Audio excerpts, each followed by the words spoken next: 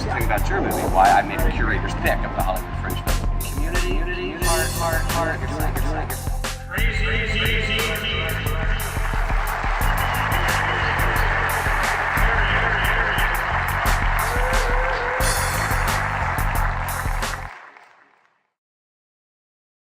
The Black Ice Chronicles Massive. We want to say Happy New Year to you. We haven't been on since the new year came in, so Happy New Year, Happy 2018. We're looking for big things to happen. Of course, as usual, I'm standing here with Franklyn G, like it is radio, every Friday, 10 a.m. to 11 a.m., and sometimes extended when it's a hot topic right here on KCEP, Power 88, the all-new Power 88.1. How you doing today? Doing great. Happy New Year, brother. Happy New Year. Happy New Year. Okay, so we've got some big things coming out. First of all, though, I want to show you this, people. And now, what is this called? It's a mud cloth. It's a mud cloth. African drape. African drape. Listen, Franklyn gifted this to me this morning, and I am greatly appreciative of this. I mean, I put it on, I shot a picture of it and put it on Instagram. You can go to my Instagram, Crazy D Film Dude, and check it out. My wife saw it and said, "You look distinguished." I said, yes. So I want to thank you for this. Man, thank you for all the stuff you do for us, man. Just, you got to put something back in the tank. Put it ahead. Okay. So now, we've been talking about Kemet in the Desert. Yep. 22nd, 23rd, 24th. Right? But we hardly talked about what's getting ready to happen February 10th with the showing of 1804. Shout out to Tariq Nasheed for putting together 1804. But Baba Smalls is coming. Professor James Small is coming. Yes, sir. Coming in, he's in the film.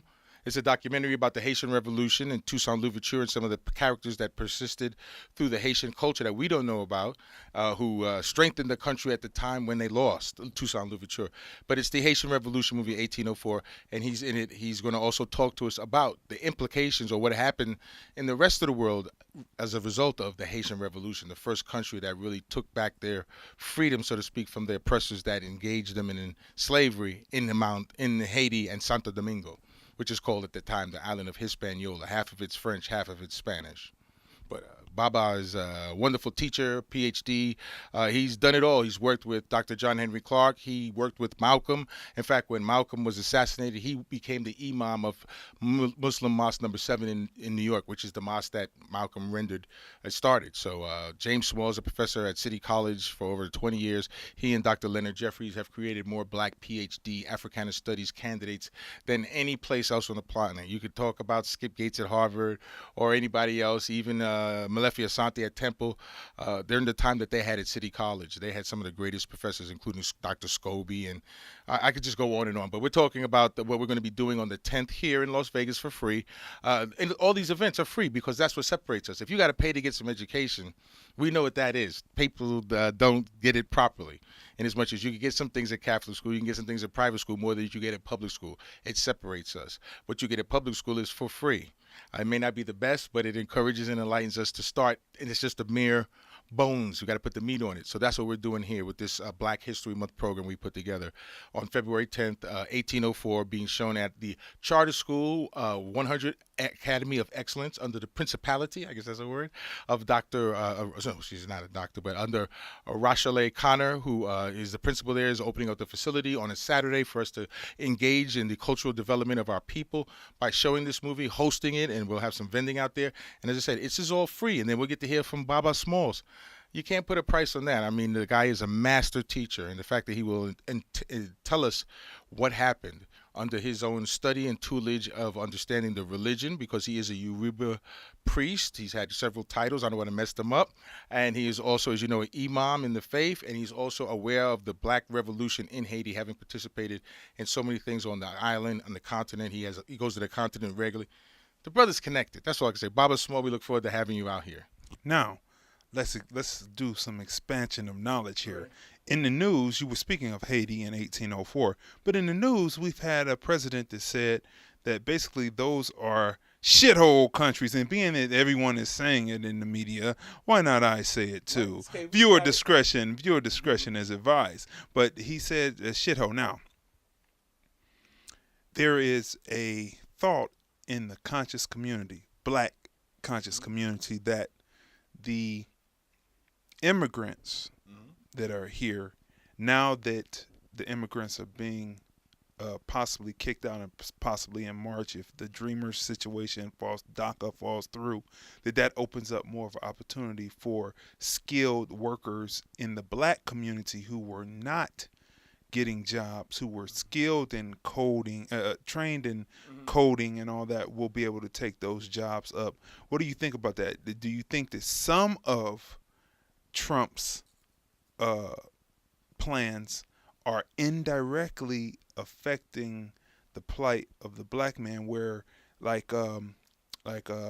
Claude Anderson said that the immigrant and all these different people were taking the set-asides that was set aside for us, is what Trump is doing is somewhat indirectly affecting a better outcome for black people who are skilled and maybe not so skilled to take the jobs where the immigrants were. Well, recognize that most of the immigrants that will be deported are going to be of the lower echelon in terms of the workforce. If you're an engineer, you have enough money to get a lawyer. If you work at a corporation, you have enough money to have that corporation represent you and write a letter to the government and do those kind of things that are happening. So most of the immigrants that will probably be affected by this non-signing will be like the gentleman who was the first guy, I believe was one of the ones they showed, the Hispanic gentleman in Chicago, been here 30 years, never broke a law, never did anything. The job that he had, that's going to be filled by another immigrant. It's just at that level. So to use that and say we're going to be beneficial to their deportation, no, because even as you would know, most of the Nigerians that have come here have college educations. What about the dreamers who are, some of them are college educated, that could possibly be rounded up? That would open up jobs, yes or no? No, because those people are probably, at the lower echelons. If you have money and you have a reasonable amount of education, you could probably defend yourself against the paperwork and necessary law fees to make that happen. And in addition to that, what happens is DACA is being the mixed message. I mean, we were the original dreamers. Let's claim that back. Let's stop that right now. Who were the original dreamers? They changed Dr. King's vision so they could change the language, and we accepted it. That's the failure of black intellectuals and black leadership like the CBC and the NAACP, because once they start talking about I have a dream, that's Dr. King. So they're even removing that from us. These dreamers that are here, don't get me wrong, I appreciate them, but most of their work capacity, again, we're not as educated in some of the cases, and we won't get any impact basically by their removals. That's the bottom line. So we shouldn't think there's anything beneficial to us. And we should also remember that it was in other segments of the population, like in New York, like our Haitian brothers. They're not as educated as Nigerians coming in with degrees, but they're here. They're part of the American culture. We look at even other Hispanic countries. Those individuals who came here or will have to fight for themselves will have to fight for themselves under their own banners and not let them take our banner. Like I said, they are not the dreamers. We are. The dream was to come to America. Hell, we here in America. The dream was to survive in America. And another group, they're not the Rainbow Coalition. We are. Definitely. I mean, look at the color difference between me and you right now. But as you know, we got to figure out, and I mean as a black community, whether to assist them, because we do have Jamaicans, we do have Colombians. Don't think that it's all Hispanics are just the European-looking ones. You watch the soccer games, they got a lot of dark brothers down there. So those are the ones that really have the hardest time to make it. So I think the change of DACA, even though they're here and they have to go through, I think they should still have to go through the process. Unfortunately, they were brought here by their parents, and they assembled all of their names. So don't get me wrong, the government already got the list. That's how they snatched that cat.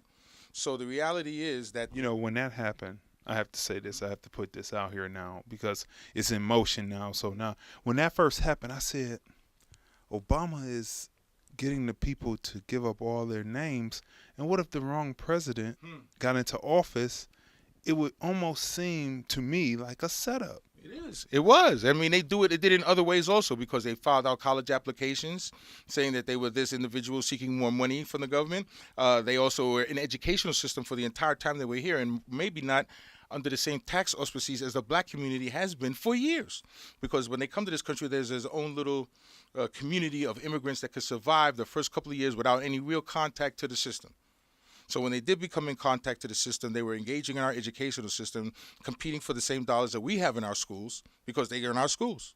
So the thought of removing them, the damage is already done.